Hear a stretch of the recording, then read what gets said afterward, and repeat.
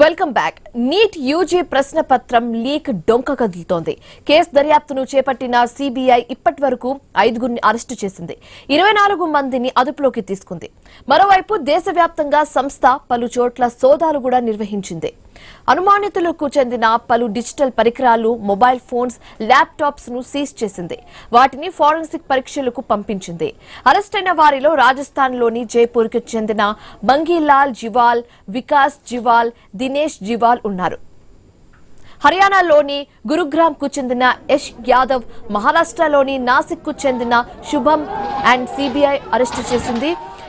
And అదేవిధంగా ఖైనాను CBI ఢిల్లీకి తరలించింది. ఈ కేసులో పెద్ద తలకాయలు ఉన్నాయని, వారిని రక్షిస్తున్నారని, తనలాంటి సామాన్యులను వేధిస్తున్నారని ఓ నిందితుడు ఆరోపించారు. జైపూర్లో అతన్ని కోర్టులో హాజరుపరిచేందుకు తీసుకెళ్తుండగా ఈ వ్యాఖ్యలు చేశాడు. రాజస్థాన్లో నీట్ ప్రశ్నపత్రం లీక్ అయినట్లు ఆరోపణలు వచ్చిన నేపథ్యంలో మొత్తం పరీక్షను ఎన్టీఏ రద్దు చేసింది.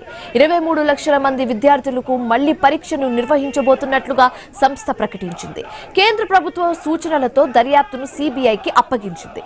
దీంతో ఈ కేసును తొలుత దర్యాప్తు చేసిన రాజస్థాన్ ప్రత్యేక ఆపరేషన్స్ గ్రూప్ తో కలిసి సిబిఐ విచారణ జరుపుతోంది.